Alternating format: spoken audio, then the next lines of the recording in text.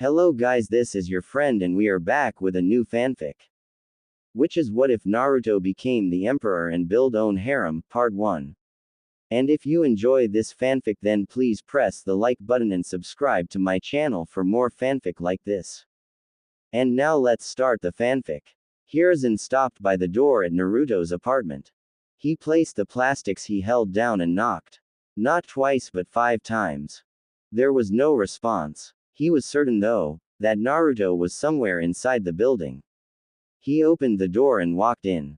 It was always unlocked. There was a sign of danger painted at the door. Someone had put it there. Naruto never bothered to remove it, neither did he.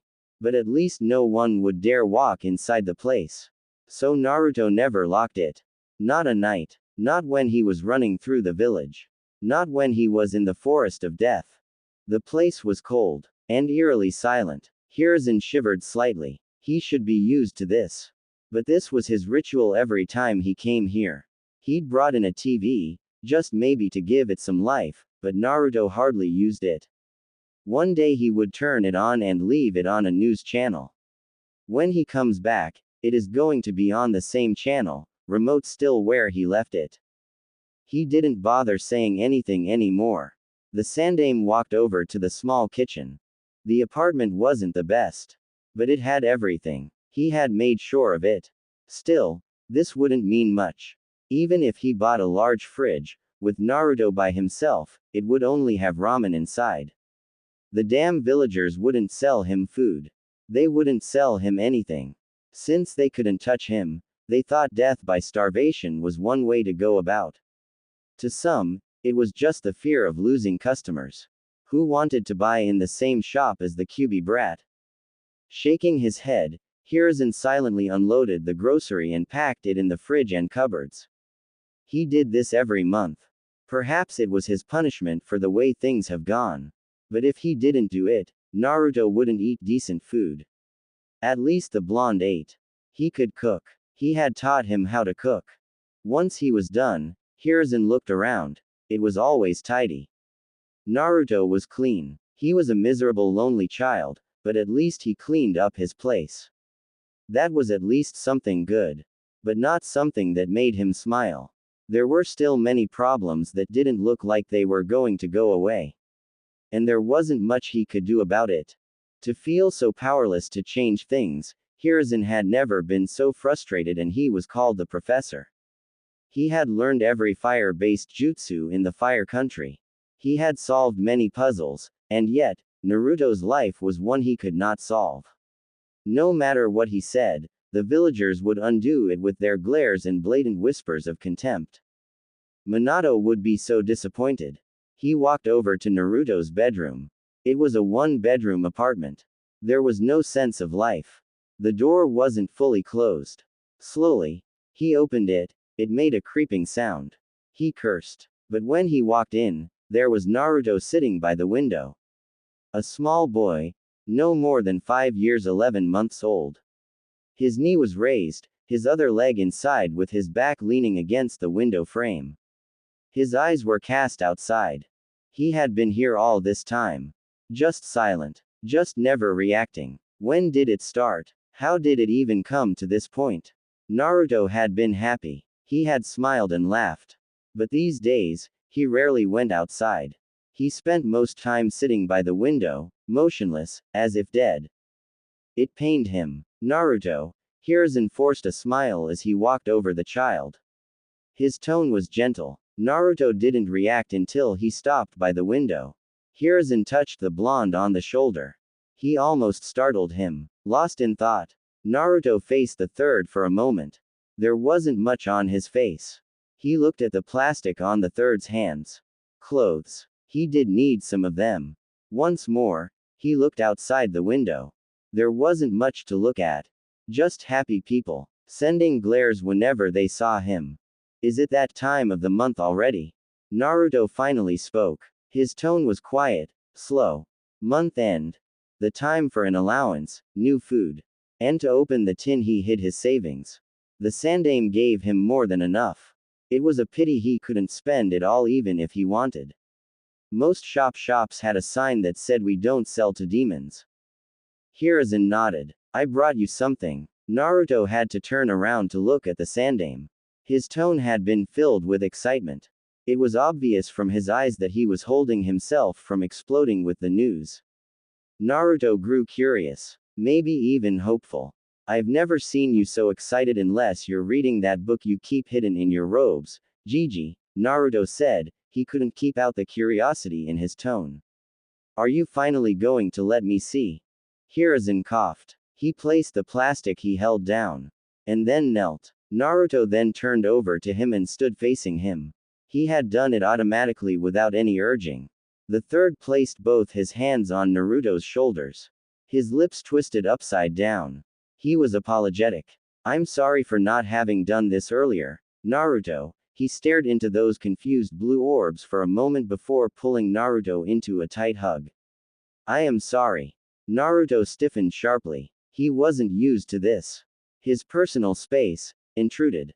When the Sandame didn't let go, his hands slowly moved and he wrapped them around the old man. Warmth. It was a beautiful feeling. He pulled tighter to get more of it. He buried face on the Sandame's shoulder, enjoying the warmth. It was at moments like this that something he couldn't explain occurred to his heart.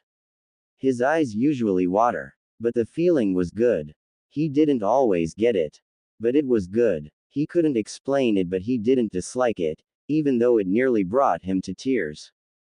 You're going to suffocate me, Naruto. I'm still an old man, the Sandame said with a chuckle before pulling away. Naruto smiled. Yes, he smiled. It was an embarrassed smile. Sorry, he murmured. Hiruzen was happy to see that smile. He cherished it for a moment.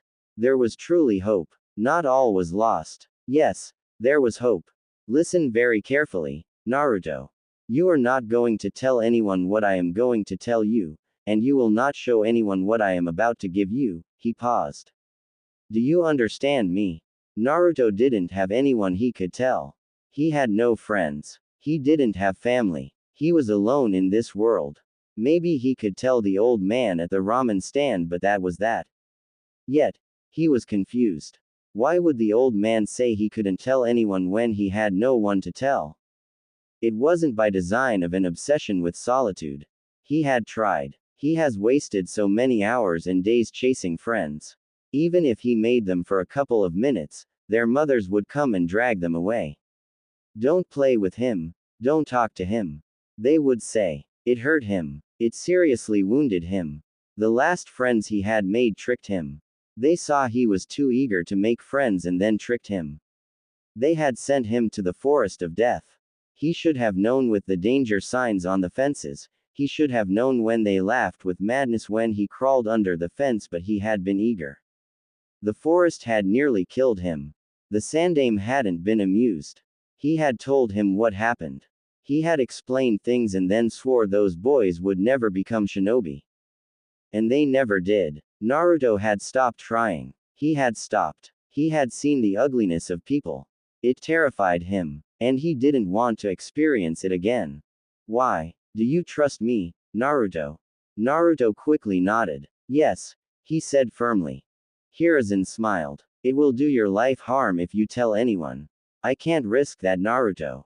I cannot risk anything happening to you. There was the chance that people would make connections. No, they would make connections.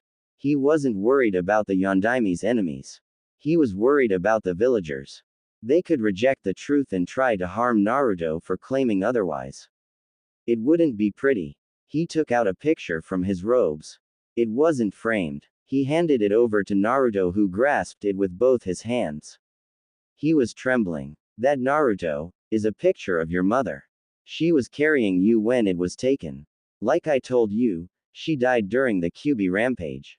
Mother. Mother. His mother. Her hair was red. It was that crimson color. Dangerous color. He was blonde. Naruto didn't question it. For the first time in his cold, brutal life filled with loneliness and contempt, Naruto had a mother. He had a mother. He wasn't the spawn of a demon. He wasn't the Kyuubi. He was born of this woman. This beautiful woman. The picture. He held it against his raging heart and walked over to his bed. He sat down. He had a mother. Those words repeated 1,000 times inside his head. Until tears rolled over his eyes. He made sure he didn't water the picture. Naruto felt happy. He felt relieved. He felt as if something had closed in his heart. Hiruzen took out a shirt from the clothes he brought. He looked at the Uzumaki symbol for a moment before nodding his head.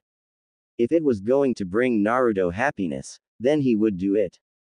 He sat beside the blonde, but didn't say anything. Not until a couple of minutes passed. He didn't want to ruin the moment.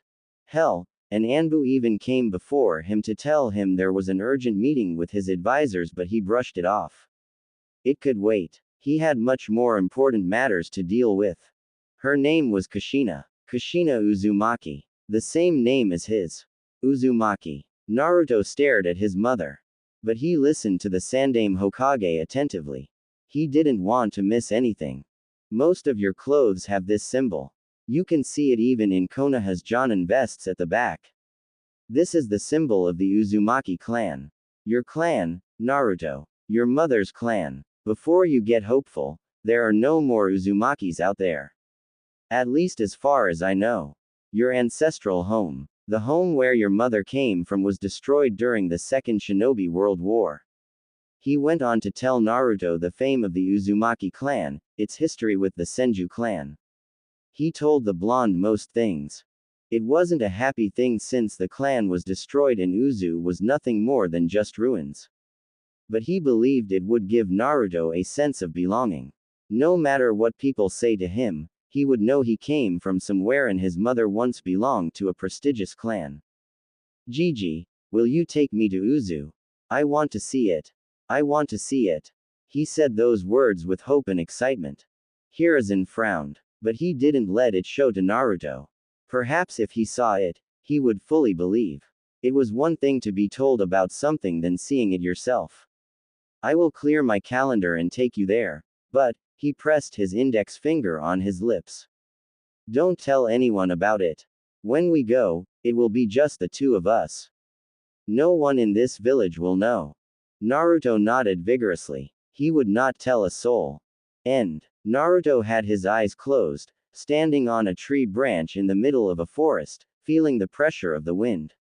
When it came to hiding his presence, Jiraiya was a master. To suggest that the perverted geezer learned this trade in order to peep would not be far off. Jiraiya had perfected jutsus for his lustful desires.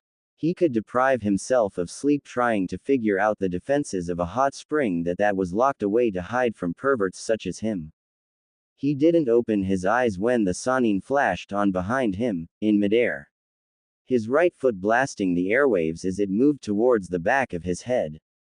On his left hand, Naruto held a kunai before ducking under the fast-coming kick. The moment it went above him, his body twisted in blinding fashion while he leapt into the air, getting away from the tree branch. Jiraiya grinned as Naruto faced him. He could see the kunai on his left hand. Naruto was deadly precise with those. It was always coated with chakra. Without blinking, the blonde flung the kunai. The hand movements weren't extreme. It just seemed as if he was flicking it. But the speed in which it traveled was dangerously fast. The grin on his lips disappeared. The toad sage bent his body backwards, his head facing the heavens as the kunai blasted past him. He felt the wind brush his face as it went by. The kunai hit a tree, blasting past it. Jiraiya didn't have the time adjust his body as Naruto flashed above him, a Rasengan on the palm of his right hand. He cursed the blonde's speed. The Rasengan was slammed into his chest. When it connected, the Sannin exploded into puff of smoke. Kaden. Fire dragon's breath. Jiraiya breathed out a stream of crimson flames from his mouth. He was standing on the ground, looking up as the flames rushed up towards Naruto who still floating in midair, body positioned slightly horizontal after the momentum of his Rasengan. Looking at the incoming flames, Naruto moved his right hand across his chest. He closed his eyes, and then snapped his fingers. A wave of his chakra was released from this fingers. It was invisible to the eye. The wave covered a certain distance but what it did was blast the oxygen away. The effect lasted for no more than 2 seconds. The flames that had been coming towards him simply died off, just like that. It was the weakness of flames. They needed oxygen to burn. Regardless of power and speed, as long as there was no oxygen, the flames would not burn. Ah, he loved his jutsu. You're wide open, Jiraiya announced. He was on Naruto's right side, still in midair. There was no more warning when his right foot slammed onto Naruto's shoulder, sending the blonde flying away. As the force of the kick carried him, Naruto avoided wincing. Jiraiya's physical attacks carried a brutal kind of strength. He flipped several times with his senses fully functioning. As he was about to pass a tree branch, he stretched out both his hands and grabbed it. He attempted to swing forward, but Jiraiya once again appeared. The Sannin was right in front of him. The man punched him on his chest. When the brutal punch connected, Naruto burst into a cloud of smoke. Jiraiya frowned before flashing away. He landed on the ground and leaned against a tree trunk. His eyes flashed open when he sensed something coming in fast. He couldn't react when a kunai went through on his right. It cut slightly his cheek before piercing through the trunk of the tree. Jiraiya sweated as blood dripped from his cheek. His heart pounded a bit with relief. That could have opened his skull had it been intended to do so. You're getting distracted. Naruto was in front of the Sannin. His right foot weaving through the air before slamming on his chest. The attack planted the Sannin against the tree. With his foot still connected with Jiraiya's chest, Naruto formed a small Rasengan in the blink of an eye. As he retreated his foot, he was driving the jutsu towards Jiraiya's chest. The Sannin dropped to the ground and Naruto's jutsu collided with the trunk of the tree, breaking it. As the tree began to fall, Jiraiya did a leg sweep, making Naruto off balance and start to fall backwards. The Sannin flashed above the blonde. Naruto quickly crossed both his hands above him as the back of Jiraiya's right foot came crashing towards his face. His defense held firmly and Naruto quickly grabbed Jiraiya's foot. He balanced himself quickly before spinning around in quick motions. He flung Jiraiya towards a tree. Futon. Wind bullet. He spat out a bullet of wind from his mouth. The bullet hit Jiraiya on his chest and propelled him further backwards. His back crashed into a tree with a sickening thud. Naruto was right before him, not easing up on his attack. He held a sword, coated with wind chakra. He swung it horizontally and seemingly cut through both Jiraiya and the tree, but the Sannin turned into a log. Jiraiya was behind Naruto, crashing down. His hands were held together, creating a giant fist. The slammed the hammer down with all his strength, hitting Naruto on his right shoulder. The force caused Naruto to fall to his knees, dropping his sword as his hand trembled and throbbed painfully. The Sannin wasn't done. The moment he touched down, he lifted his right foot, kicking Naruto on the back of his head. It was brutal. It forced Naruto to hit the trunk of the tree he'd just cut with his forehead. A sense of dizziness gripped his mind for a moment as his vision blurred. Birds chirped for a second. Jiraiya grabbed him and then lifted him up into the air. The Sannin was holding him up by his throat. Just one hand. Shall we call an end to it? Too soon. Naruto muttered. He moved quickly. Both his hands grabbed Jiraiya's arm. He put so much pressure on his fingers that he stopped the flow of blood and Jiraiya's grip loosened. His legs moved up and he wrapped them around Jiraiya's arm. The Sannin cursed loudly before slamming Naruto on the ground. There was a loud boom as Naruto crashed with his back. But he didn't let go. He even started twisting the arm. Jiraiya started tapping on the ground comically before yelling. Naruto, you are going to break my hand. Do something about it. Naruto yelled back, careless of Jiraiya's pain. You shitty brat, if you break my hand, I won't be able to do research properly. That is worse than death. Naruto shrugged. It will save you from pain and women will have their dignity back. Jiraiya cursed once more and used his free hand to form a hand seal. His hair stretched and wrapped around Naruto. He strangled the blonde, forcing him to let him go. Once free, he hurled the blonde away. Naruto flipped several times before touching the ground with both his hands, trying to stop the momentum. Once he stopped, an earth spike burst from the ground. It was sharp, and dangerously moving towards his chest. Naruto propelled his body backwards by pushing chakra into his fingers to push himself. The spike missed him, just by a whisker. Jiraiya expected this. He was upon the blonde. Twisting as he moved, he channeled chakra onto his fight foot and then slammed it on Naruto's face. The kick picked the blonde off the ground, but before he could do anywhere, Jiraiya grabbed his right foot and then twisted him up before hurling him towards a tree. Naruto didn't have enough room to balance his body, and so he crashed into the tree with his back. The Sannin appeared in front of him, driving his punch towards his chest. Jiraiya sensed a spike of chakra and tried to retreat. The blonde burst into a swirl of hundreds of small wind blades. He landed a distance away, but before he could even glance at the damage, he felt the air leave his lungs.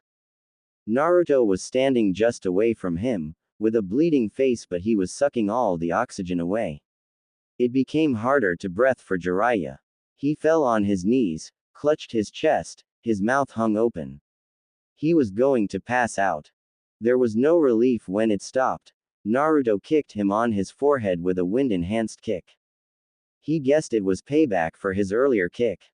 Jiraiya felt his head tremble violently. His vision blurred as dizziness took over. He didn't even feel it when he hit a tree with his back. His senses came back when something slammed into his gut, causing him to spit out saliva while falling on his knees, hands on his gut. The attacks were enhanced with wind. It wasn't like Tsunade, but they did the damage. Naruto fell down on his butt, his breathing labored.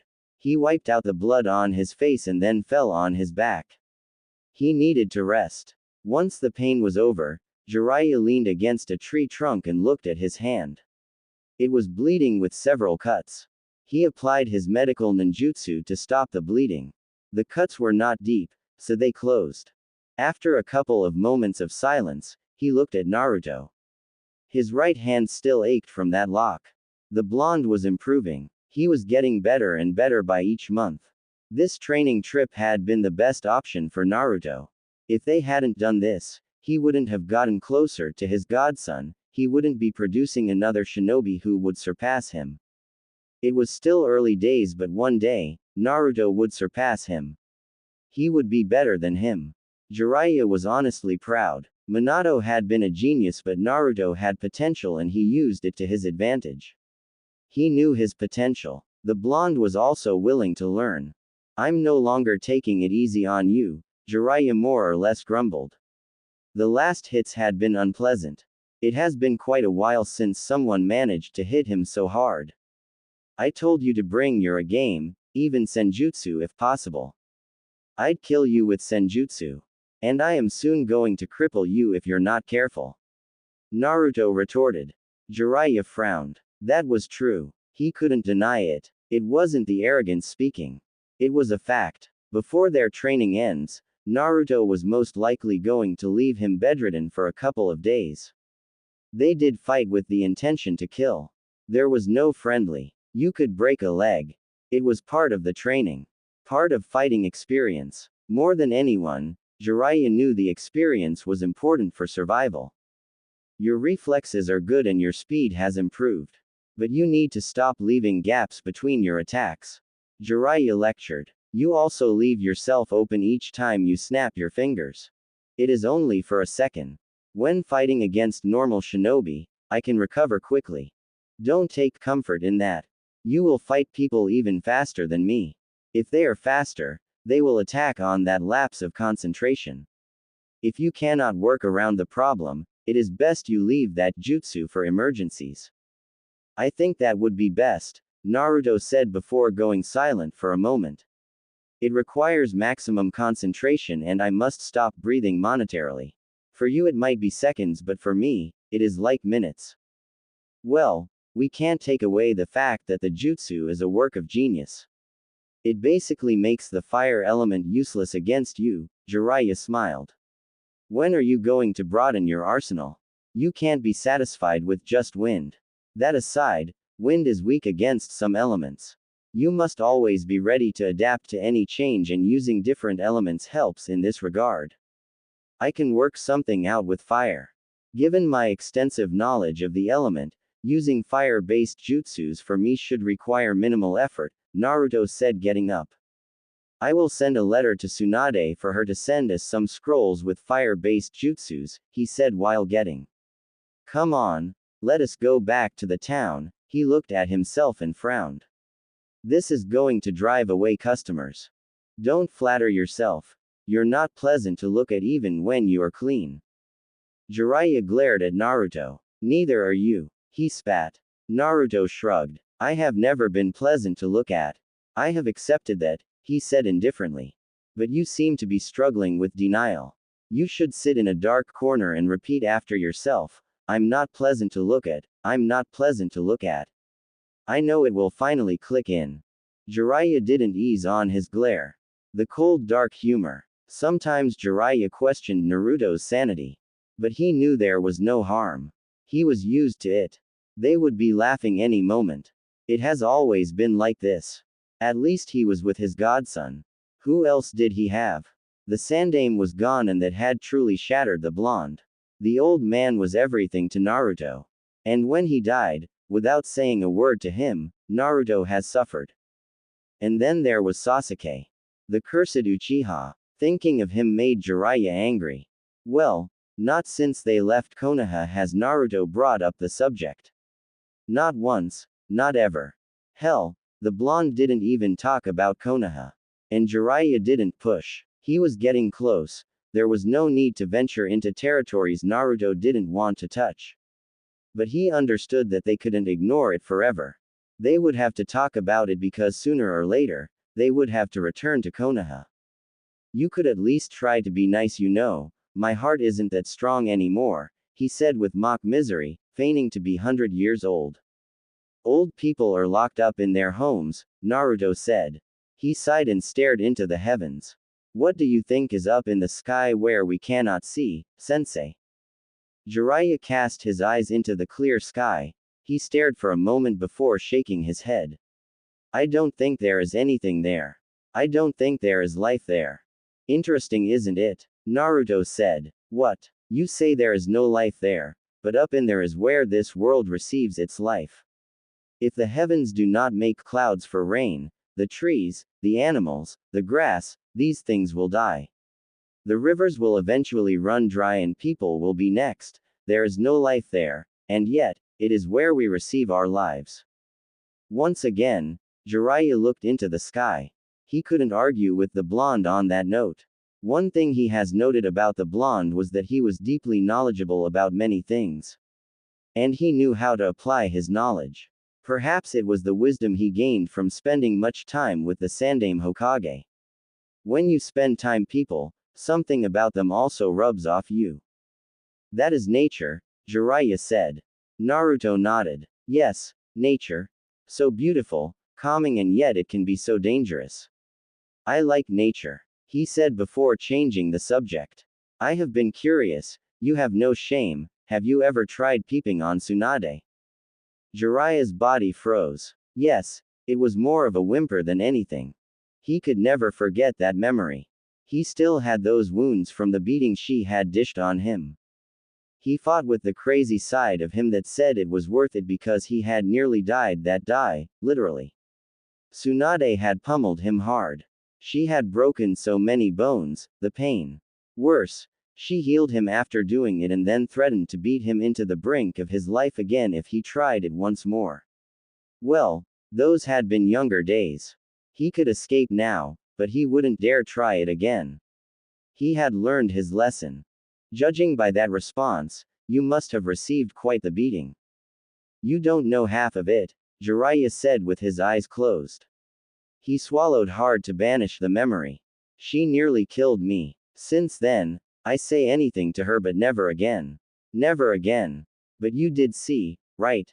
Naruto glanced at the Sannin. It must have been something else. She must have been a very delicate young lady when she was younger. She was, Jiraiya said. She is still beautiful, he added. Naruto didn't comment on that. He just nodded. Without much being said, the two headed back to the town. The walk was silent, both in their thoughts.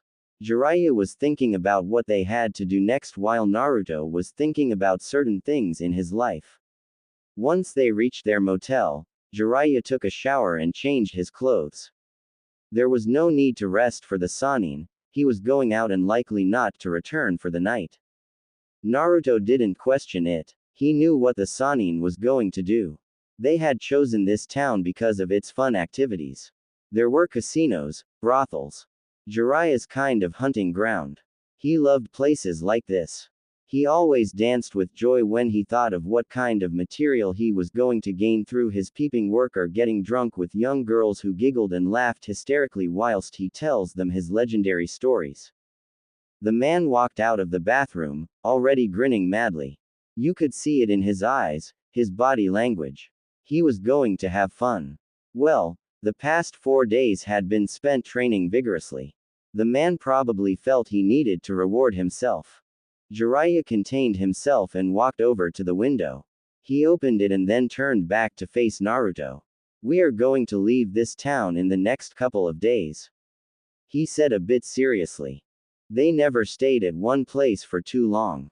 The longest they had stayed was 2 months. They were always moving around, seeing different places. Sometimes they didn't even camp with people. They would stay in the middle of nowhere. For survival, it was hunting. They always made sure there was water close if they were going to camp in the middle of nowhere.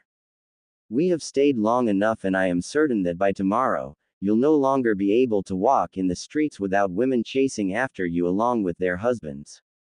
Jiraiya glared at Naruto. It had happened at their last village. It hadn't been fun and he had been forced to depart early. He was surely not going to return to that village again. He would be burned on a stake like a witch if he returned to that place.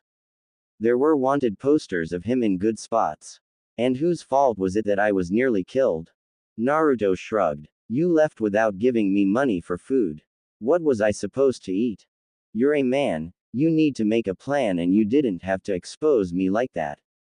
I wouldn't need to make a plan if I wasn't forced to use my money to bail us out after you lost your wallet when running away from one of your conquests. Jiraiya smiled, remembering that day. That had been truly a good day. That woman had assets as big as Tsunade's. She was just sitting there in the water, never minding her nudity, doing things to herself. Jiraiya had never been quite pleased. Anyway, he fought the blush gracing his cheeks. When I come back, you must be ready. I will look for a mission you can do. This time, it will have to be difficult. Naruto sighed. So, you'll be gone for a couple of days. The Sannin nodded. He took out his wallet and stared at his money. He glanced at Naruto and then his money. He frowned. If he didn't give enough, Naruto was going to hunt him down and ruin things for him. He counted a few bills and put them down.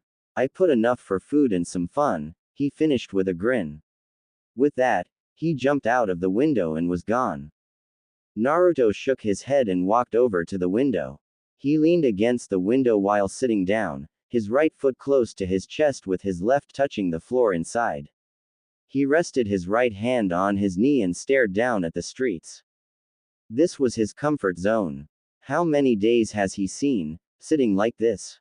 He couldn't remember. They were too many to count. Almost all days he had a window, he performed this ritual. The streets filled with people. Mothers walking with their daughters, boys chasing each other, drunkards, walking past with a stench that turned people away. He saw this scene almost every day. Yet he was never tired of seeing it. The past 16 years of his life have never been dull. There was always something happening. Had it not been for the old man, it would have been chaotic at best, but when he saw those mothers, he remembered his own mother, the woman who gave birth to him. Now he knew he had a father. The Sandaime had left it as his last revelation before he died, a painful experience that had been losing the one you loved, the one who saved your sanity. Jiraiya had come in, talked to Tsunade and he was taken out of the village after a couple of months of misery and solitude. For more than 2 years now, He has been running around the elemental nations with the Sanin. He has seen many things. Many people, the shamefulness of Jiraiya, and he had learned to drink. He had learned to speak to women. He was still young, but his body was growing fast. Then again, the old man had always ensured that he ate healthy. After an hour, a bird flew over to Naruto and landed on his right shoulder.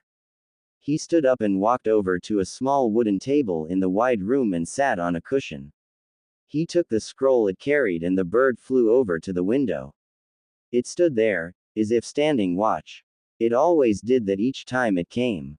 Naruto opened the small scroll and channeled chakra through it. Another scroll appeared in a puff of smoke. It was another storage scroll. He channeled chakra on the seal and then 5 mountains of papers appeared in a puff of smoke. He blinked. Work. It always came for him wherever he was. For 5 hours straight, without a break or anything, Naruto worked through the papers. Once done, he sealed them in the scroll and snapped his fingers. The small bird flew over to the table. He wrapped the small paper on the container on its leg. Do you need something to eat? It nodded its head as if it could understand his words.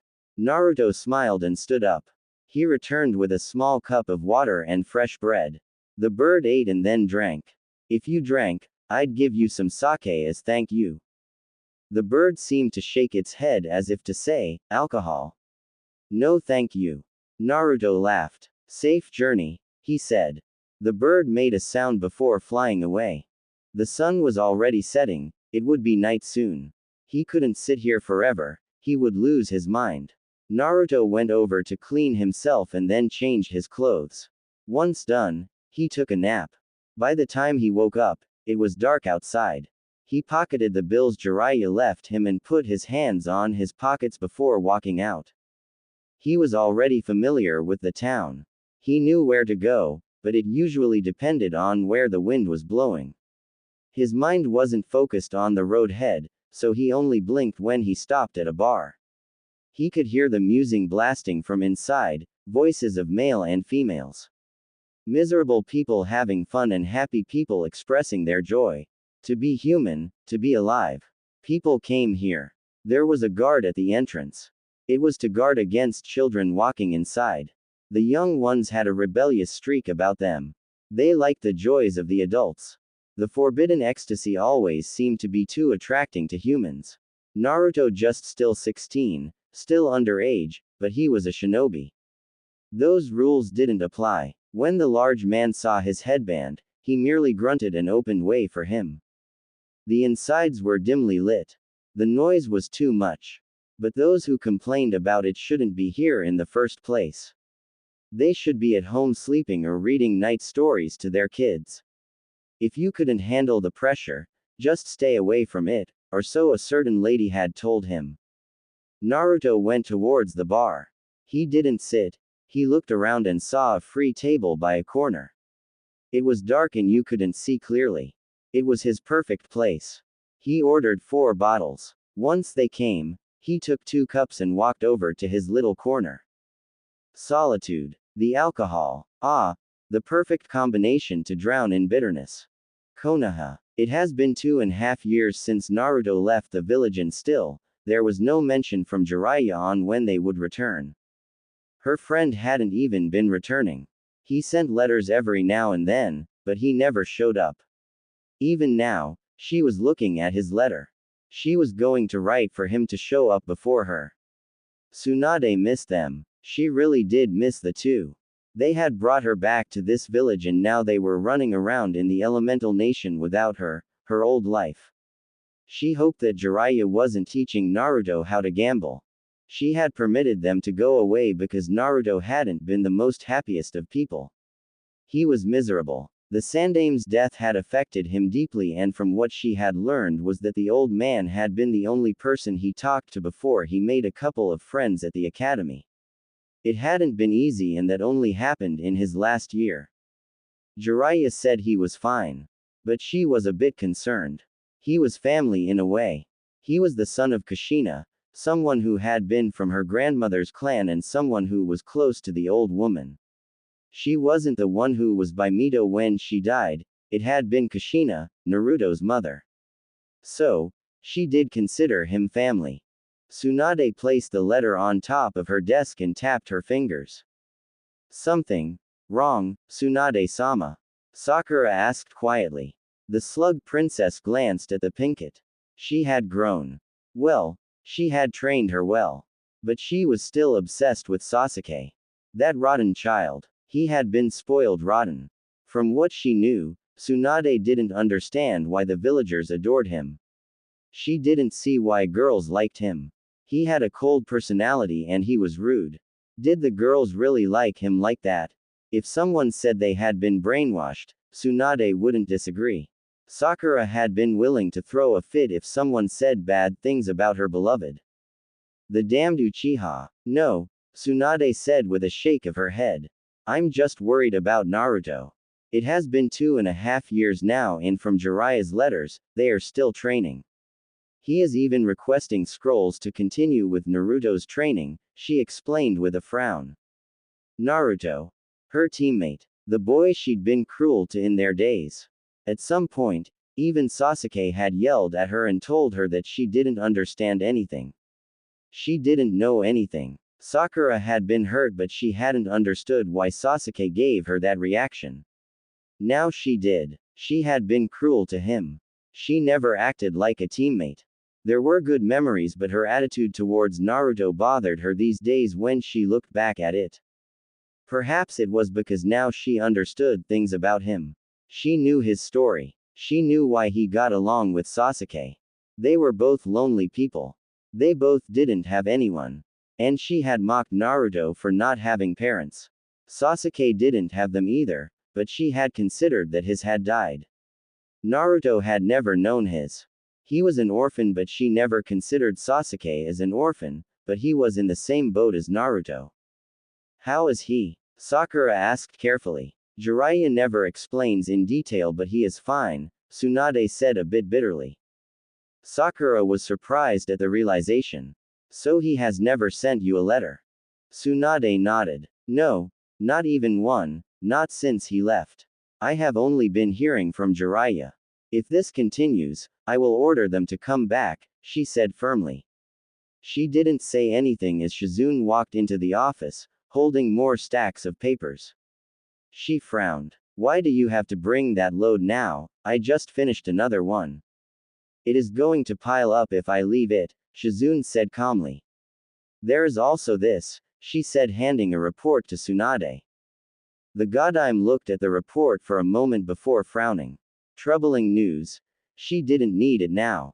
She closed it and put it on the drawer on her desk. She handled the letter from Jiraiya to Shizune. Please make sure you get everything in the list, I need to send them to Jiraiya. Shizune looked at the list. She left quietly without saying another word to Tsunade. Once Shizune was gone, Sakura took the opportunity to ask. Anything on Sasuke? She asked hopefully. Her eyes widened, she didn't want to miss anything on Tsunade's face. Tsunade shook her head. Still nothing. Well, he is with Orochimaru, he is rather difficult to track down, she frowned. But we must find him. The time is coming for Orochimaru to change bodies and if we don't act, he might take Sasuke's body. That will be over for the Uchiha. Sasuke-kun won't let that happen. Sakura said firmly. When Tsunade merely stared at her, she sunk down a bit and became nervous, and worried.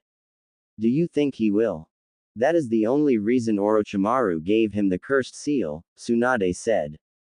That aside, Naruto did say Sasuke said he was going to sell his soul to the devil to get the power to kill his brother. If it means giving his body to Orochimaru to kill Itachi, then he might do it. I wouldn't even be surprised if Orochimaru manages to twist Sasuke into allowing him to get his revenge for him. For a moment, Sakura's body froze. If that happened, she would never see her beloved. He would become Orochimaru. They really had to find him. If Tsunade wasn't winning, she would look herself. Can't you ask Jiraiya-sama to do something? I didn't want to burden him but it looks like I don't have a choice. Tsunade said. 4 days after Jiraiya left Naruto. It was in the afternoon when Jiraiya returned. He found Naruto sitting motionlessly by the window. Perhaps it was something they had in common, but he never sat there like he was dead. Naruto never even used the window like the door. Never ever. Jiraiya had never seen it. Even when he was sitting there and had to go out, he would out through the door. It was strange, but Jiraiya never questioned. That took you long enough, Naruto said without turning to face the Sannin. I'd stepped out of the town to receive some information. Jiraiya said as he sat down next to Naruto. He had his back leaning against the wall, the blonde on his left side. You know my network is very busy. I know, you sometimes leave for a month chasing shadows, Naruto responded. He glanced down at the Sannin for a moment. What did you discover this time? Jiraiya realized, there was no hint of curiosity. Naruto was rather good at it. He was never too eager to learn anything. Even when he was asking things considered secrets, he never showed you how interested he was. Sometimes it made it difficult to tell if he was serious or not. Jiraiya had learned to just share or say he didn't have to know. If Naruto was asking, he wanted to know. It is about Uzu. He looked up. To see Naruto's reaction, there was nothing out of fashion. My ancestral home, Naruto said a bit lazily. There were many rumors going on about the land of whirlpools. The village had been reborn, but no one knew who did it and how it came to be. Suddenly one day, people just heard the rumors and the wave country confirmed it because they traded with the village. What bothered people was that the land was being led by the unknown, someone who was called the Emperor. No one has seen him, not even the people within the village. Considering how the village saw its end during the Second World War, I'm certain some people are very nervous. Naruto added, his blue eyes staring outside once more. Jiraiya nodded. The village had been destroyed. It hadn't done anything to anyone. The Uzumakis didn't fight in wars. They were a peaceful nation, but yet, they were powerful. People were nervous about their power and ended up plotting their complete destruction. Now, there were just remnants of the clan. But with the village restored, did it mean that there were many other survivors of the clan out there and they had regrouped? Iwagakure is the one that is most agitated. Jiraiya said. They are concerned because if really it is the Uzumaki, they might have an enemy with a grudge. That is one way to look at it. Naruto said. Jiraiya raised an eyebrow. He would not forget, Naruto was Uzumaki. Even though he didn't live there, it was still his ancestral home and his mother had come from there. How would you look at it? Naruto shrugged indifferently. My clan was peaceful, they did not support wars, and they did not fight. They were allies of Konoha but never partook in the wars. They didn't start trouble with anyone. They were hidden in their village, minding their own business, and yet some people felt threatened by them and decided to destroy them. What would you feel about that, sensei? There was no anger, no emotion, nothing in Naruto's tone. Again, Jiraiya couldn't tell what Naruto thought. As those blue orbs glanced back him, there was a hint of curiosity in how he would respond to the question. It is a difficult one, but you cannot say that what Iwa and its allies was just. It was wrong in every sense of the word. Yet, nothing was done, not even by Konoha. Again, Naruto looked outside the window. Our world isn't fair at times, sensei. People with power always do what they please. Sometimes, right is decided by those with power. I know that, believe me, I know, there was bitterness in Jiraiya's tone. This is why it is my desire to change this world. He said with burning passion. I admire your passion, sensei. I'm sure my father shared it as well. Of course, Jiraiya said with a grin. It is why he named you after the hero of my first book after all. Ah, yes, that book. You said my father liked it. I think I like it as well, perhaps for different reasons, but Naruto wouldn't say. What would you have done in that situation, sensei? In a world you desire, would you have allowed Iwa and its allies to get away with what they did? Their action was nothing but a slaughter of innocents. I say this not because it is my clan, but looking at it as someone who has listened to your desires. Jiraiya thought for a couple of moments before shaking his head. I don't know, Naruto. Iwa would say they were justified and they wouldn't back down. Anything more forceful would result in bloodshed. He said. But if you have listened me too, you will know that I still don't have answers. Naruto nodded. Which is indeed a pity, the blonde said. What of Kiri? They are the ones should be most worried. Kiri is a bit far and we don't generally go there. It was locked up in a civil war. But I heard that the war was over and that a new cage has been named. I'll go there sometime. Jiraiya said. Naruto didn't say anything else on the subject, he just nodded and asked. What is new in the information you received? Nothing much, there are still many things we don't know. Getting inside is near impossible. I'd have to go there myself. But since it is something that will require time, I can't do it now. I would have to be away from you for a long time, and there are dangerous spies get killed there, Jiraiya explained lightly. I want to focus on our training now. But I am checking Iwa's movements.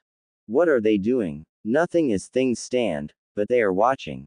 I wouldn't bet against them preparing naval forces to prepare for an invasion if they feel they might be attacked. Kill them first before they kill you, Naruto said. It was the cold truth. Jiraiya could only grunt in response. What would you do if it came to that? Naruto took his time before responding. I don't know, he said. You said we'd do a mission when we leave. The Sannin nodded. Are you ready? He asked. But let me correct you, I never said, we. Naruto looked at the Sannin curiously. Why don't I like the sound of that? Jiraiya smiled. There is nothing to worry about. Otogakure. Kukukukukukuku. Orochimaru laughed with throbbing joy, seeing Sasuke fight. He was sitting on his throne. The Uchiha was excelling and moving faster than he had anticipated. He had been right after all and the Uchiha was a good candidate. But then again, he was never wrong, was he? He was usually right because he made calculated moves. Kimimaro had turned out a failure because of his illness, but Sasuke was perfect. The Sharingan would finally be within his grasp and he would make sure that the body would last him. It was a pity he could not sit Sasuke on a chair, strap him up and then begin to bisect him to an up close to what actually happened inside the Uchiha's body. Well, he just had to be patient. He would do it once he gained the body. He didn't have a problem with cutting himself up. Orochimaru went through a fit of coughs coupled up with blood. He frowned. This body had reached its limits. He really needed another host. He couldn't move freely now. And very soon, he would be bedridden, unable to do anything. Kabuto walked up to him, medicine. Dutifully, the nin gave him his medicine before glancing at Sasuke who was fighting in the hall. He is improving splendidly, he said. Should we inform him of Naruto-kun's improvements as well? Orochimaru shook his head. Let us leave that for now.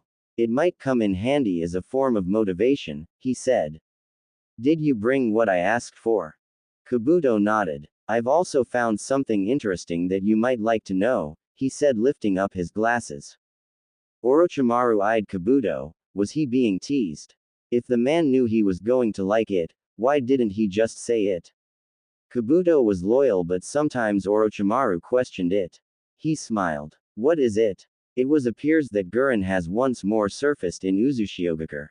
Orochimaru blinked. Oh, that was indeed an interesting piece of information. His former number 2 had vanished from him along with that boy. He hadn't bothered chasing after them because they were no longer useful. Gurren had done what he needed her to do. Perhaps the only thing she could prove was that of danger to him was about what she knew. Well, she has been gone for about a year now, and nothing has happened, so he thought he was safe. That aside, he hadn't thought she had gone to join another village. Well, that could be troublesome since we don't know anything about the village, Orochimaru finally said after weighing up his thoughts. Have you sent someone? Yes, but they didn't come back. Well, it is interesting, Orochimaru. I could go myself, but at this point, I need to be by your side. A bitter reminder that he did need Kabuto at this moment.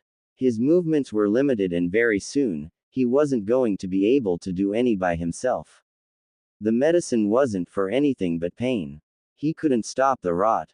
So long as his soul remained here, the body would continue to break apart and he would experience the pain. Why didn't Kabuto just leave him? He shook his head. He needn't think about such things.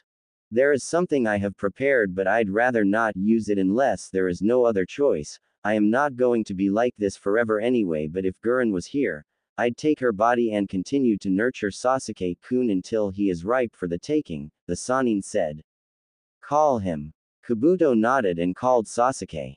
The stoic-looking Uchiha walked up to the two, his fully matured Sharingan glaring at the pathetic-looking Sannin with so much coldness that it filled Orochimaru with joy. What? I have a mission for you. I'm finally leaving this cage, Sasuke said as he accepted a scroll from Kabuto. Everything is in there, Orochimaru said. It is merely a test of your strength.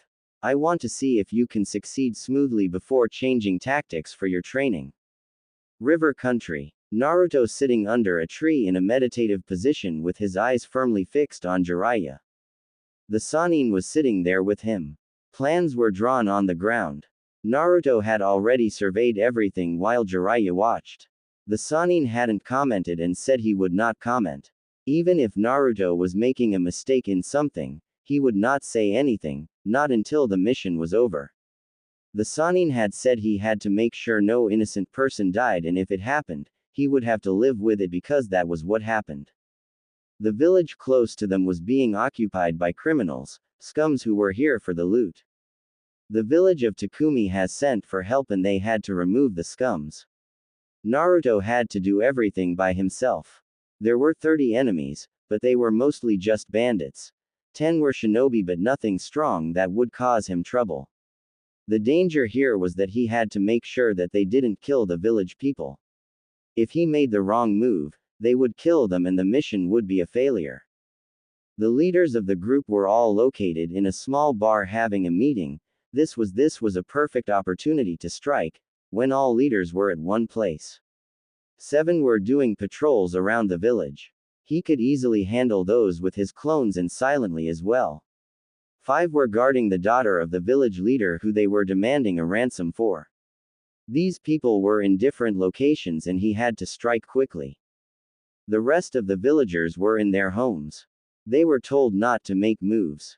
For some reason, Jiraiya had leaked that Takumi had hired shinobi and he had to deal with people who were aware that an enemy was coming. Remember Naruto, if you just leave this people, they are going to harm more people. If there was a mass jail for criminals, we'd capture them and send them there, but we don't have that. Killing is part of the job. Don't make it feel natural for you. It's not natural. Life is precious, but as shinobi, we cannot avoid it. You don't always have to kill. You have to determine what is safer. Naruto had shed blood before. It had been horrible. He hadn't meant to do it. The man was a bandit and Naruto had put too much strength on his hands, he had ended up snapping his neck. That sickening crack when the head twisted, those eyes rolling with life disappearing, they had haunted him, but Jiraiya had been there. Jiraiya was taking him through this, just to prepare him, just to make sure that he would not freeze and risk the lives of innocent people locked up in their homes. At any moment now, these people were going to round up the villagers and use them as shields to deter shinobi from attacking. This was why Naruto had to move now. I know, Sensei. Naruto said. Wish me luck. Just use your head. This isn't a battle that can be won because of physical prowess. You might have the power and still lose. Just know that you sometimes have to put aside all that power and use a kunai to get the job done. Naruto nodded. He stood up. 2 minutes. He said. A minute is more than enough for you. Jiraiya said. You have your shadow clones to help you. Since the enemy is weak, that is more than enough. But 2 minutes it is. Naruto stood up and jumped onto a tree. He would have preferred to just walk into the small village and crush the enemy, but he had to be subtle about things. There were not more than 15 houses here. It was a mining village. But the gold had run out. The bandits didn't know. Imagine their disappointment when they found out. Kage Bunshin no Jutsu. Naruto created 7 clones to deal with the bandits standing guard. He created 11 more to guard the houses where people were locked. The 5 guarding the important girl were inside as with the leaders, so he could get rid of the others without them noticing. Once his clones dispelled after completing their duties, Naruto ran. His movements were as smooth as a gentle breeze. He didn't make a sound as he danced through the rooftops before suddenly landing behind a group of 4 bandits. Hey WH. He didn't allow them to say anything.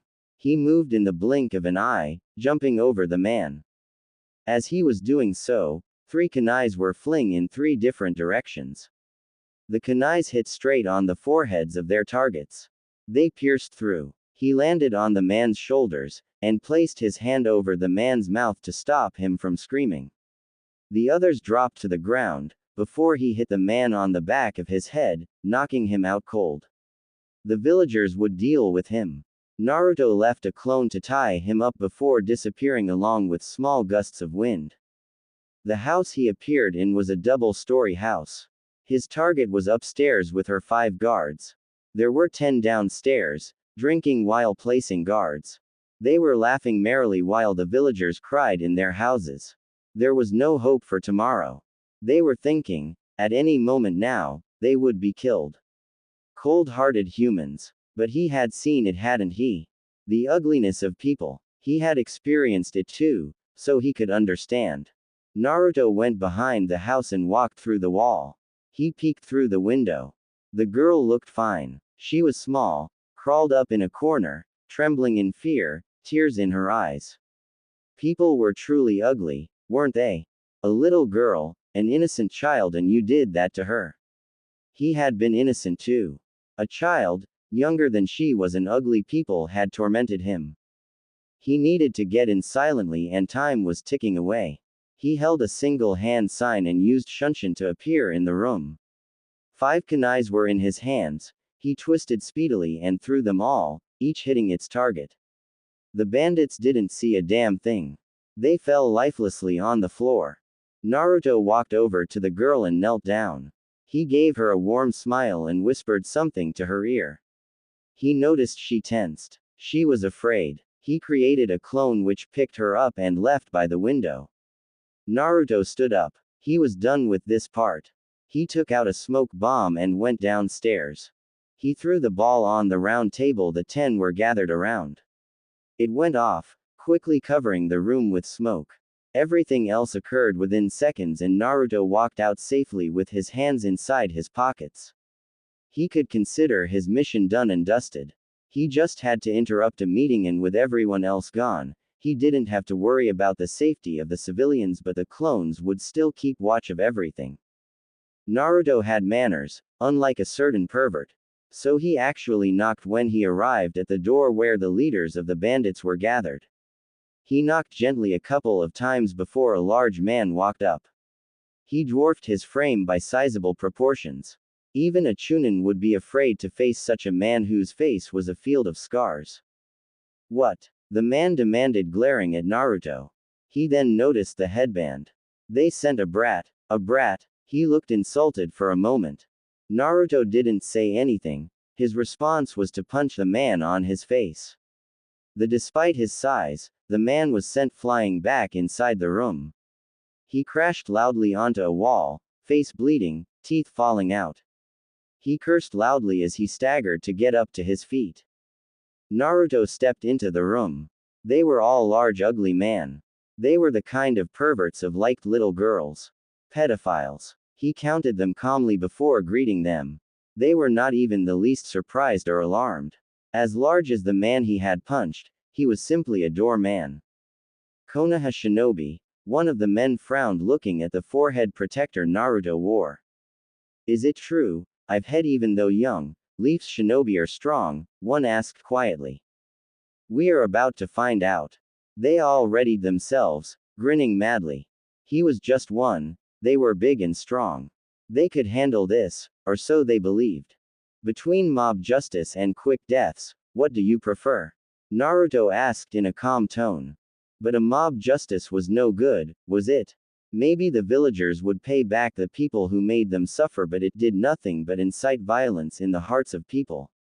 Naruto nodded to himself. Although he offered that option, he wasn't going to go with it. Innocent people didn't need to dirty their hands. This was the duty of a shinobi. We pick neither option. The first one lunged towards him, attempting to plant the base of his foot on his face.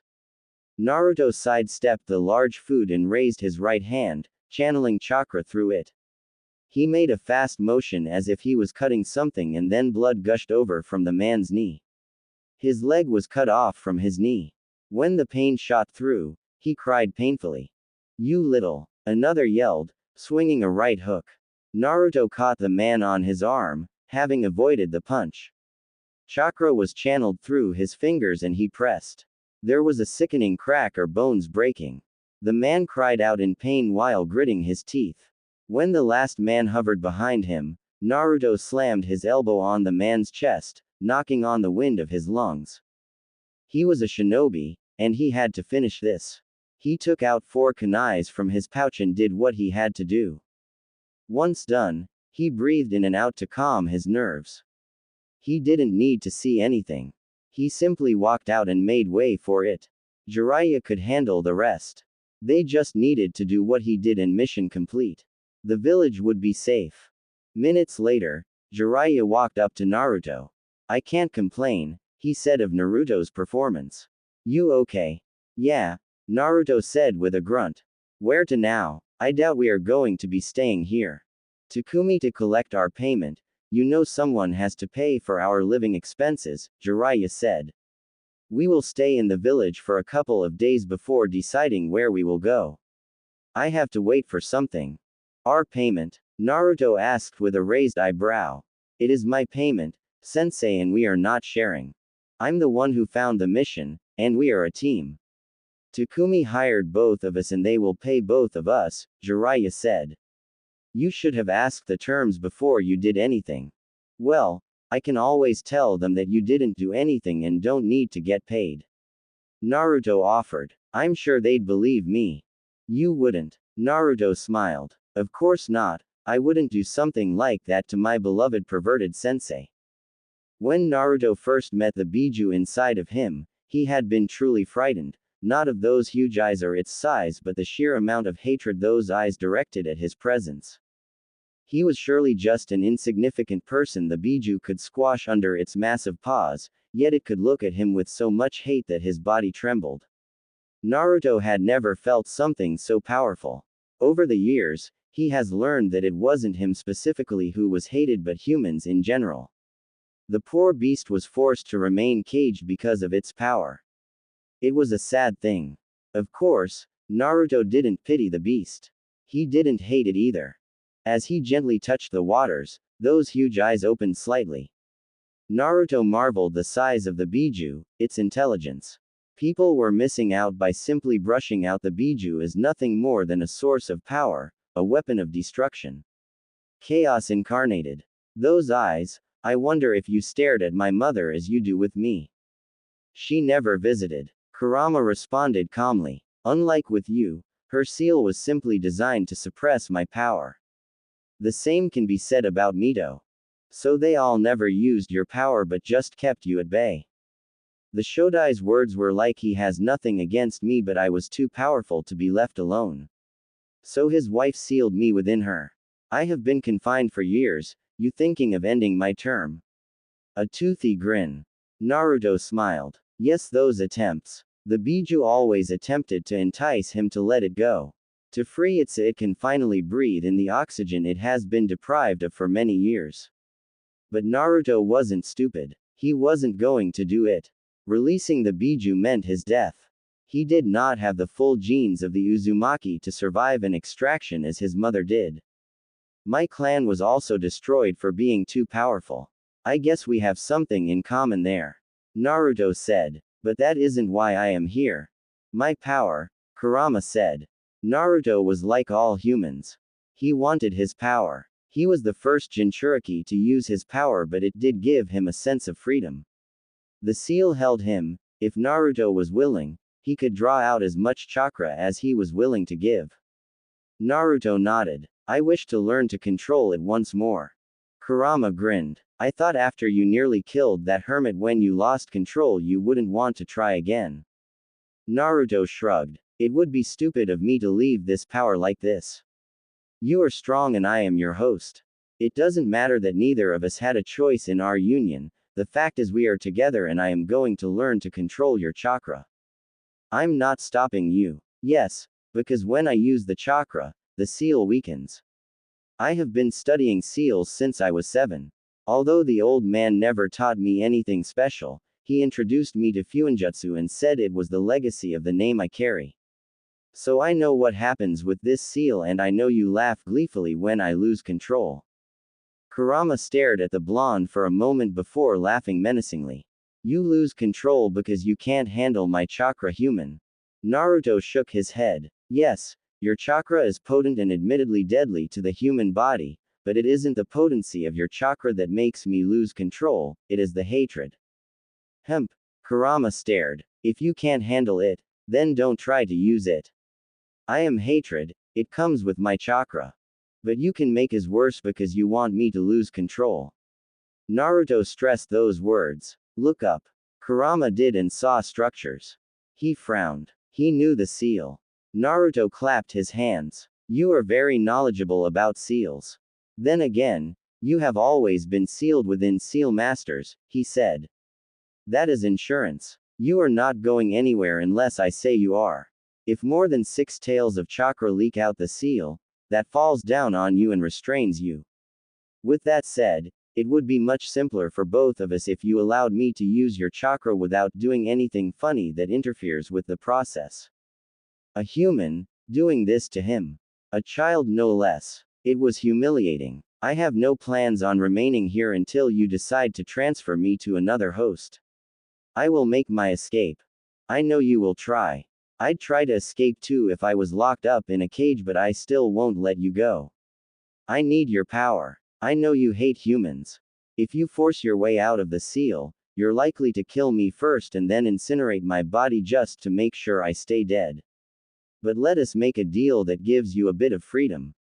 Of course, you'll still be locked, but the seal is special and we can work out something. Naruto's eyes snapped open. They sharpened when saw Jiraiya's foot heading straight towards his face. It was too close for comfort and he didn't want to get any unnecessary hits. He quickly fell backwards, lifting up his face while he raised both his hands. As Jiraiya's foot passed above him, he caught him just above his ankle. The Sannin raised both his hands up, surrendering. Naruto let go of the Sannin. Why are you attacking me? You were open, Jiraiya said with a shrug. Naruto stared. Is that how we are going to play it, sensei? If one is open we attack them. It's not a game but it's a one-way street exercise. I am the master and you are the student here, Jiraiya said firmly. He was certainly uncomfortable with the idea of Naruto being given the license to attack him if he was open. That's not fair, Naruto said. Here is my rule.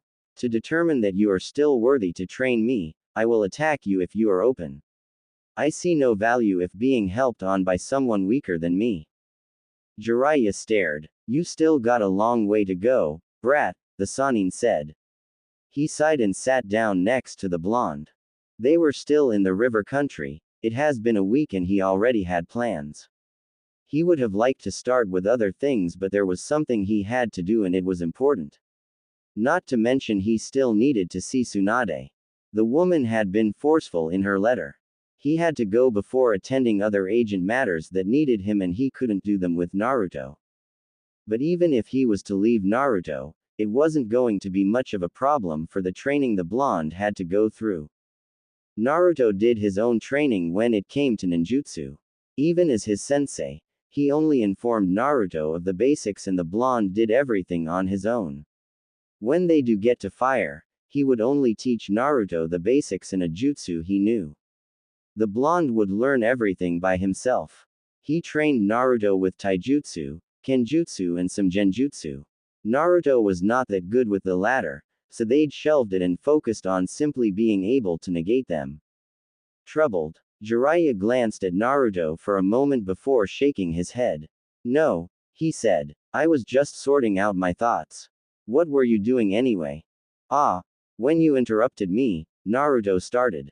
I was having a delightful conversation with the Kyuubi regarding the use of its chakra. You'd loosened the seal before to allow me to draw out as much chakra as possible, but there were massive negative consequences to this. Jiraiya frowned. He still hadn't even told Tsunade about the incident. She would freak out, possibly question why Naruto even needed to learn to use the Kyuubi's power. But he believed it was necessary. Why have so much power inside of you and not learn to use it? Besides, with the way Minato designed the seal, it was designed for Naruto to control the power. The key was for this purpose. The cage could still be unlocked while keeping the Kyuubi sealed. However, if Naruto was consumed by the power, the Kyuubi got free. Don't remind me about those consequences. The toads won't give me the key again after that incident, the Sannin grumbled. They'd questioned his decision. Well, he had been close to dying in releasing the Kyuubi at that time. If he had died, the Kyuubi would have escaped. Jiraiya laughed bitterly at the thought. It would have been a ridiculous end to his miserable life if his last deed was unleashing a hateful Biju into this world.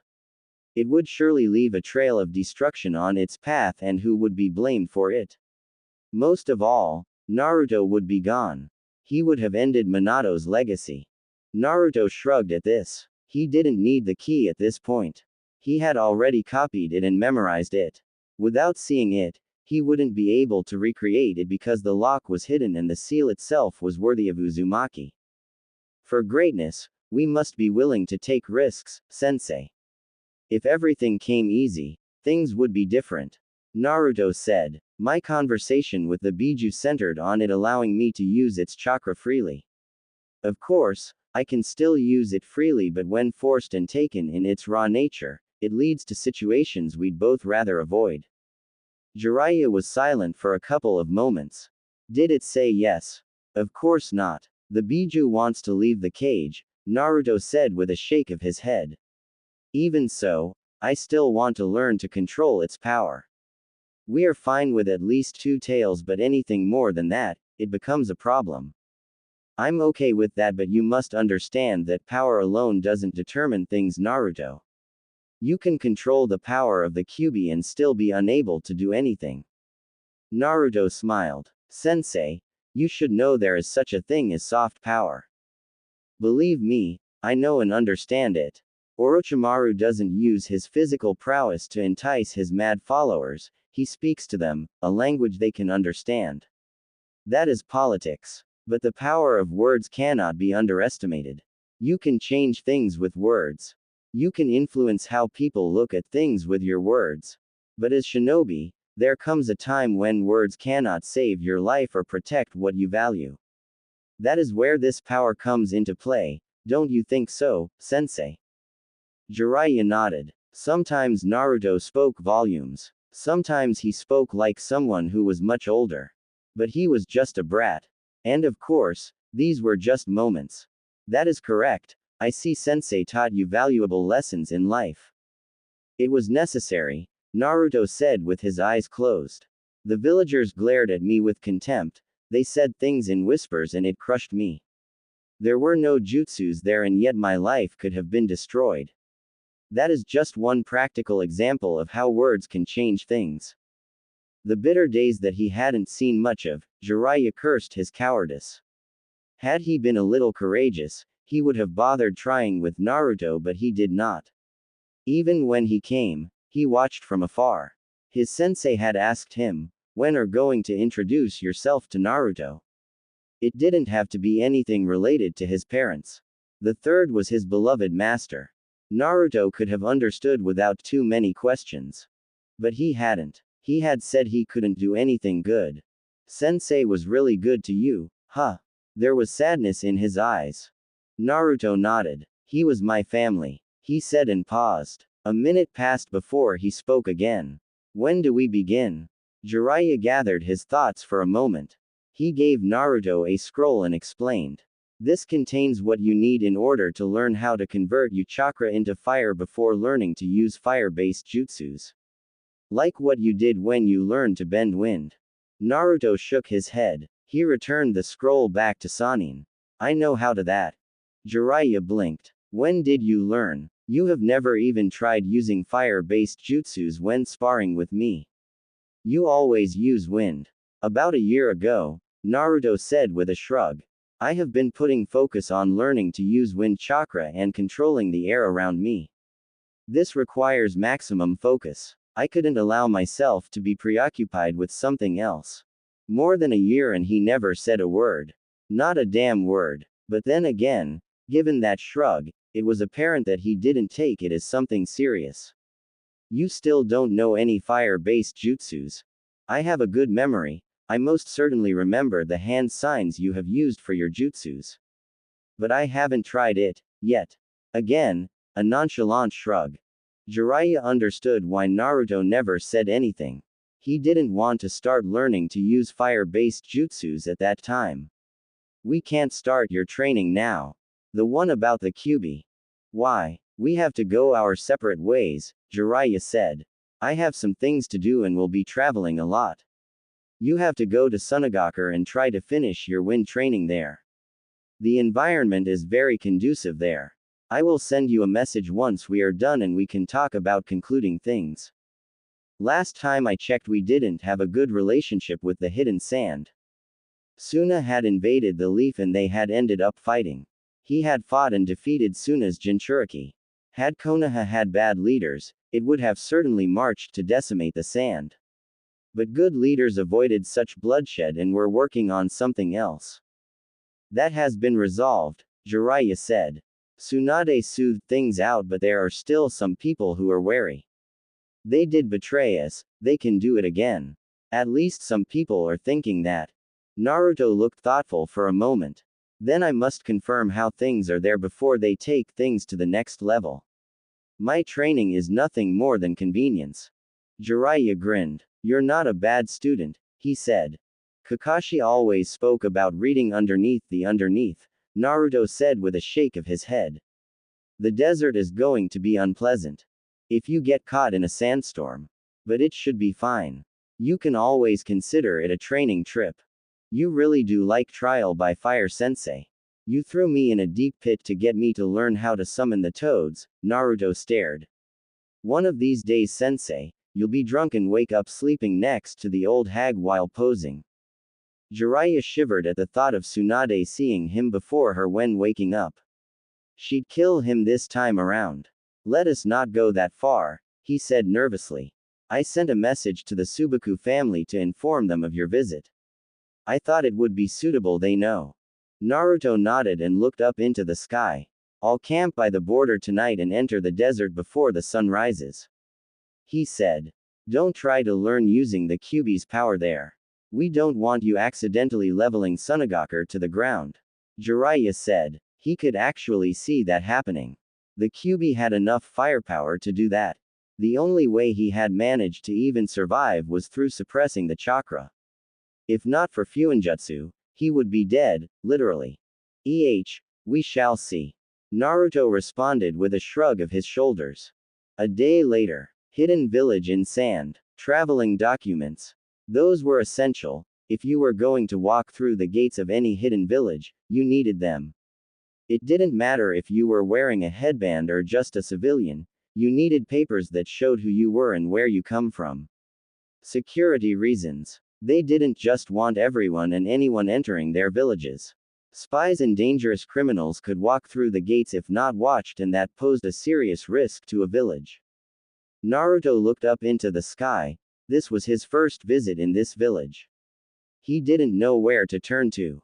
He didn't know anything. Perhaps this was why Jiraiya had contacted the Subaku family. Naruto didn't actually need them to get by. He could ask around. The wind around the village was pleasant though, a gentle breeze, a warm kiss of nature. It was unlike the desert. The wind was wild, untamed, a natural force of destruction. Certainly something that could destroy you. Listening to its whispers, how it caressed his skin, Naruto was tempted to dance right here and now with his bag hanging on his back. Someone hit him on the shoulder. That just ruined the mood. It felt like the wind suddenly disappeared on him. He looked at the man who had hit him, an apologetic smile. Naruto nodded and the man hurried somewhere. A minute later, two more people passed by him running. Naruto shook his head. A village may have different name, culture and environment, but people were still the same. He started moving once more and finally found a room to rent, for a month-long stay. There was no hurry to see the Subaku siblings. He wasn't even sure how it would go considering that the last time he met them he had been battling Gaara. Well, at least it had ended up pleasantly. Naruto placed his bag on the bed and turned towards the window. His calling. It was high up in the wall. He frowned. He stepped next to the wall and placed his hand on it. He blinked before smiling. He almost laughed. He was thinking of creating a window that suited his needs. Was he that obsessive about this? Naruto shook his head. The window was probably up there because of the conditions in the village.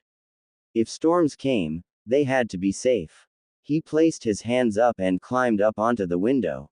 He couldn't sit the way he preferred given the size of the walls, but it would do. Once settled, Naruto looked outside. It wasn't a pleasant view. Then again, he never visited the window for its view. 2 hours went by before Naruto was snapped out of his thoughts by a knock on the door. He thought about ignoring it for a moment.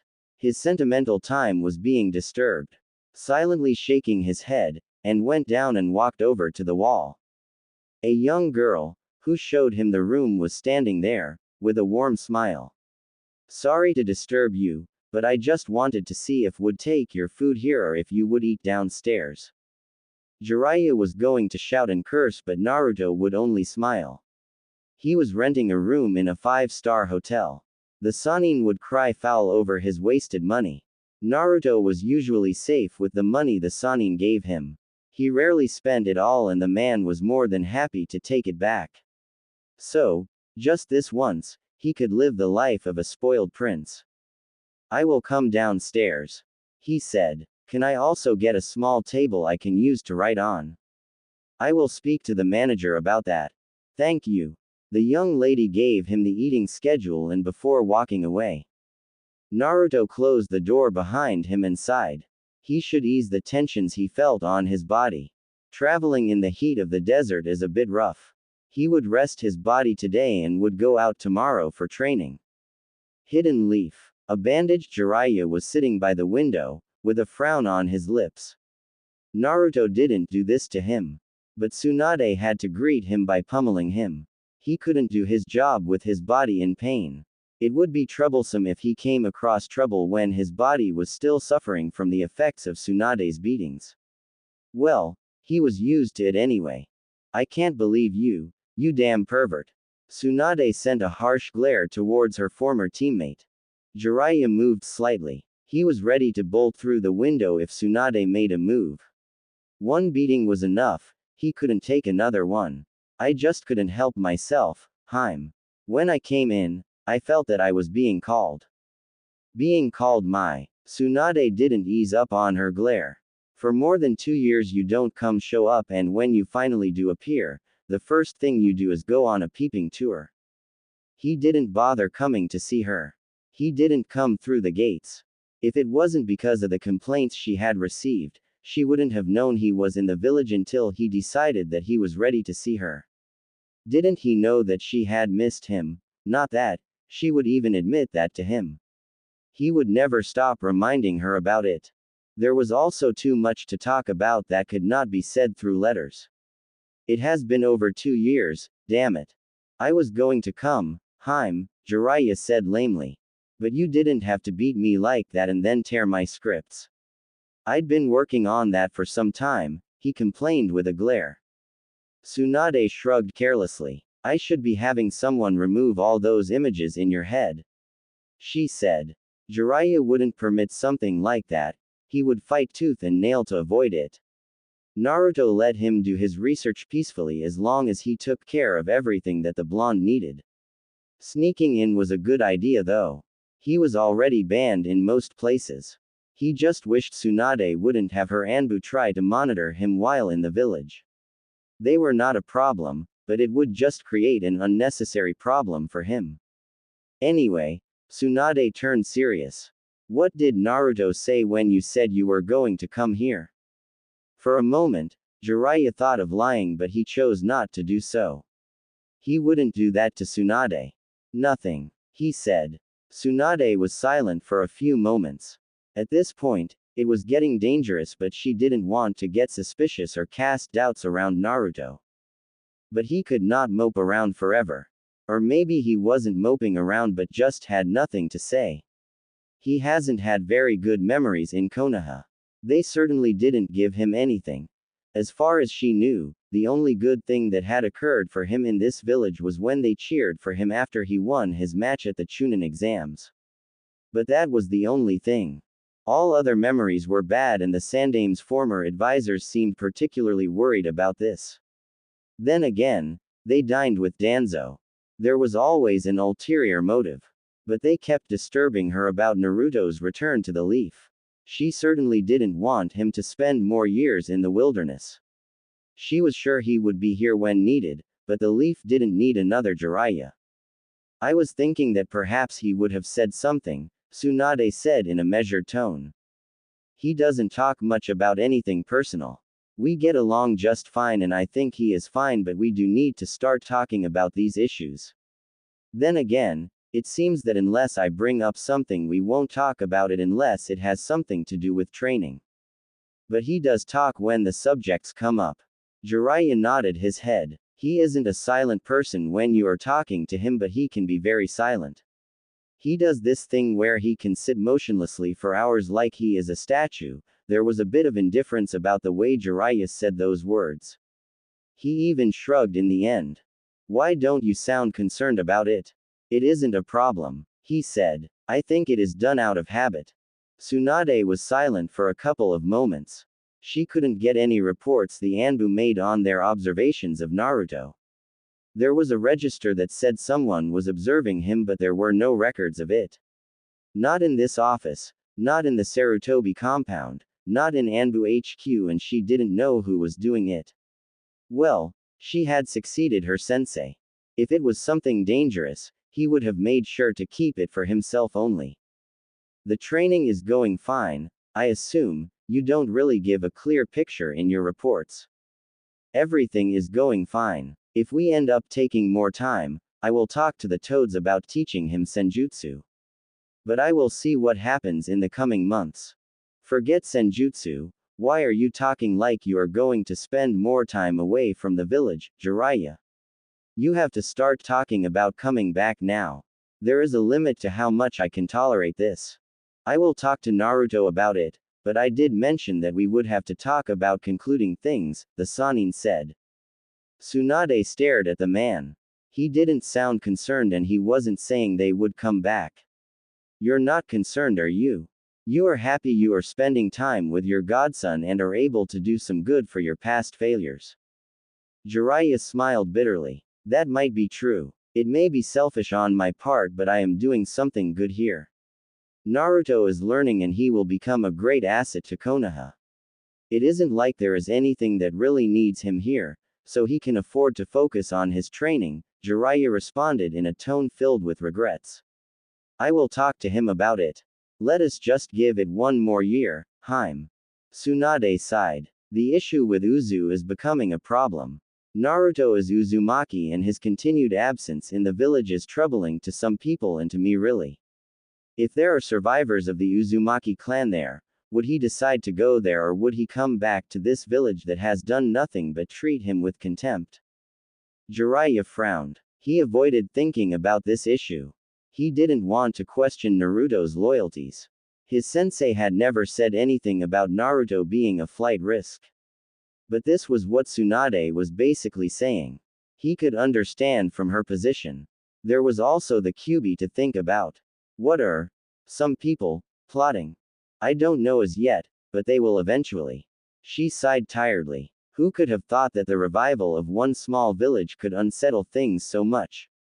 Well, you could understand why it was destroyed in the first place.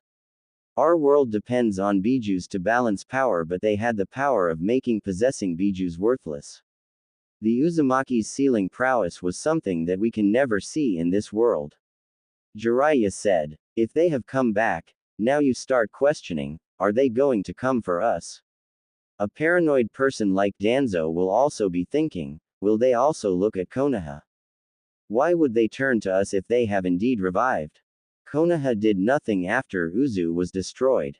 Nothing. Mito was married to the first Hokage. We carry their symbol on our shinobi vests. Kushina was sent to this village for the sole purpose of becoming a Jinchuriki.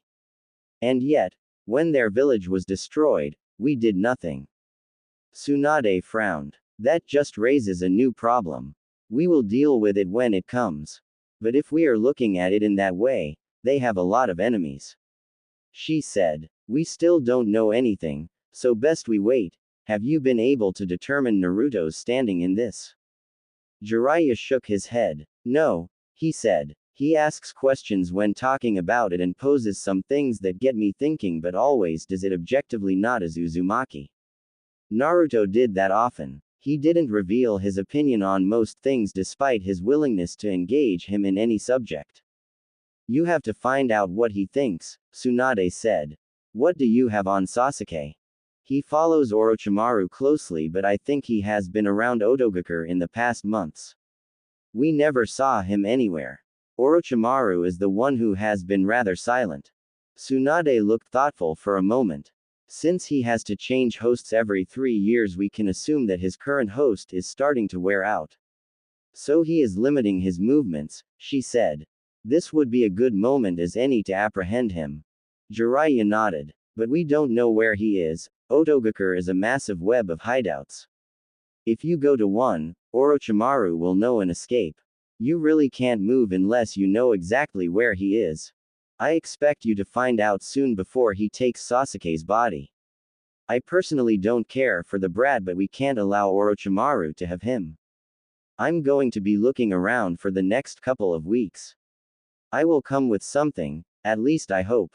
What of Naruto? I didn't tell you. I sent him to Sunagakure. He will be there for at least a month. If he didn't stop by the desert to train, he should have arrived already. Jiraiya said. You could have said when you came here, Jiraiya, Tsunade said with a shake of her head. How long are you going to stay here? I will be gone by tomorrow morning. Jiraiya said. I have to do what I need to do quickly before meeting up with Naruto. I have given him a month. It will be best if I don't keep him waiting by taking too long. Sunagakure. Naruto was in a training ground. It hadn't taken long for him to find it. The whispers of the wind were just too much for him to ignore. The wind just felt so natural, so gentle, so powerful. In the places he has been, he has had to use much of his chakra to generate wind jutsus, but here, you could control the wind itself. It was a difficult adventure, but nothing impossible. It could be done. You just had to learn to move with the wind and just be one with it. In this exercise, Naruto usually meditated and allowed himself to measure the speed and density of the wind. You could not simply wish to control something you did not understand and could not measure. He meditated for about 2 hours before standing up. He took a stance and breathed calmly, his breathing becoming silent, like an assassin. Once he had achieved this, Naruto lifted his hands up and then down again. He twisted around and the wind picked up. He jumped forward and the wind moved with him. He stopped and smiled. He didn't care that someone was watching him. It was only natural for them to observe his movements.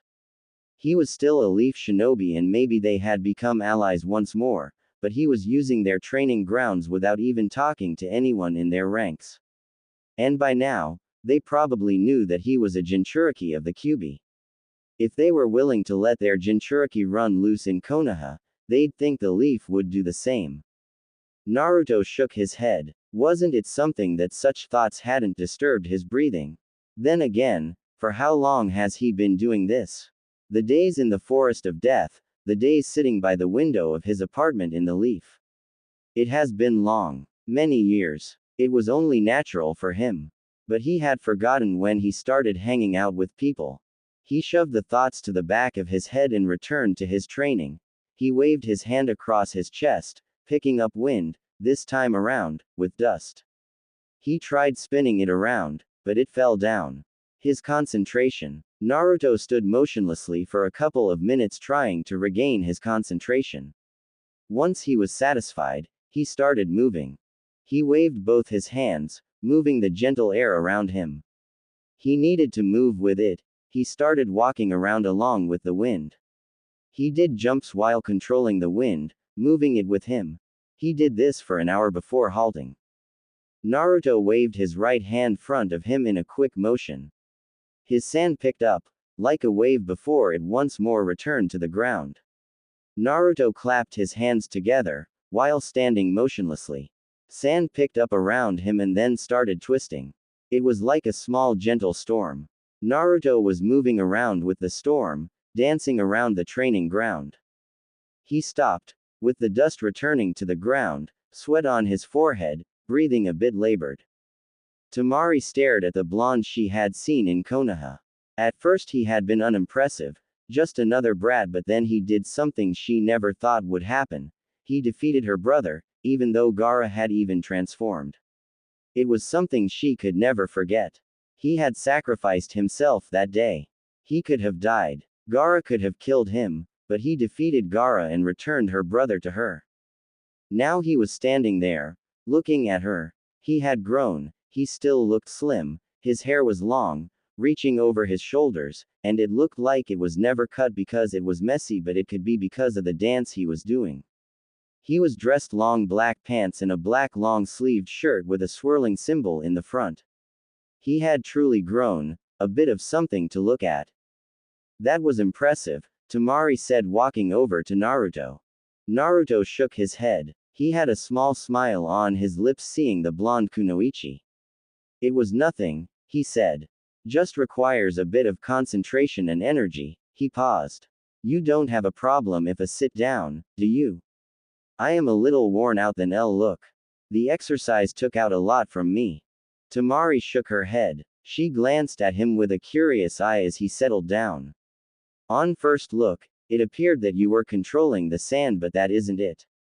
Naruto glanced up at the blonde. Subaku no Tamari. The eldest of the past Kage's children. As far as he was concerned, this village has yet to elect a Kage since Rasa was killed. This was the daughter of that man and a brother to the puppet user as well as Gaara. His memory of her was when she brutalized Tenten during the Chunin exams and looked irritated when Shikaku quit in their match. Oh yes, she did blush when she first saw Sasuke. What is so funny? Tamari more or less demanded. Naruto shook his head. Sorry, I was thinking about something. When we first met, you blushed when you saw my former teammate. Tamari sent the blonde a slight glare. She didn't want to be reminded of that moment. I thought he was good-looking and impressive, but he was a rude person, she said with a frown. Well, you looked delightful in person to look at first glance, but were rather brutal in your battle. Naruto said. First glances don't always reveal everything, do they? Tamari looked away from a moment. He had just complimented her. When was the last time someone did that? Oh yeah, it almost never happened. She was the sister of a bloody killer. Even though Gaara had changed, to the people of this village, he was still the bloodthirsty killer who killed people just for looking at him, a bitter past that just didn't seem to stay away from them. She coughed once before responding. No, they are not. I'd brushed you off at first glance. You look like some weak brat who was just playing shinobi with a headband. But you truly are impressive. No, you shocked me. I didn't think you'd be able to defeat my brother. Naruto smiled. Well, there is really nothing that is impossible, he said. Brother, you are speaking of him fondly. Last time you were truly afraid of him. I guess things really did change after my fight with him. Tamari nodded with a smile. They did. I guess that is thanks to you, she said.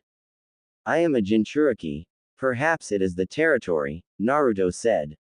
You really have a clean eye to be able to tell that I wasn't manipulating sand but rather wind. You are looking down on Suna's strongest wind user. Tamari said proudly. Oh really?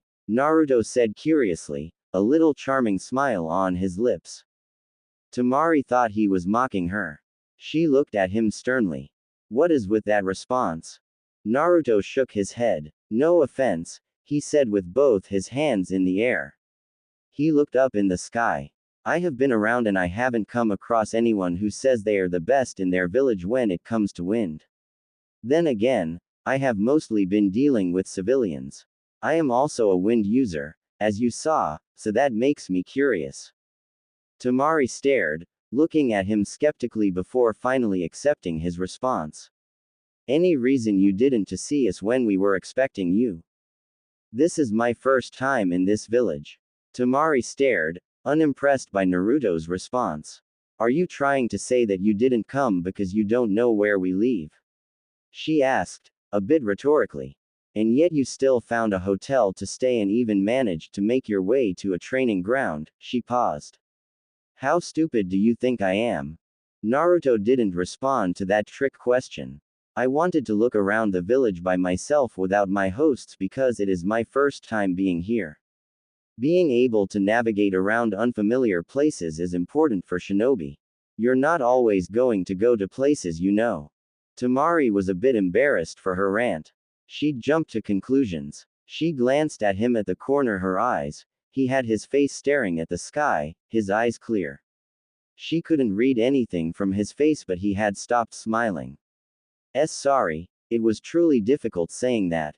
Naruto shook his head. I led you to it. He said. Tamari stared at him for a moment trying to understand the meaning of those words. She couldn't figure it out, so she ended up just shaking her head. It would be of service to us if you came to our house, we are your hosts after all. I'm staying here for at least a month, besides that, I am more comfortable in my own private space, Naruto said calmly. But invite me tonight for dinner and I will come. Tamari blinked. It usually goes the other way around, you know, she said. You can't always confine yourself to the norms, Naruto said with a shrug. He then held out his right hand. Tamari looked at it for a moment before helping him stand up. I need to rest up a bit and do some reading, but before that, you won't have a problem showing me to your house, yes? He paused. Oh, you still haven't said you are inviting me.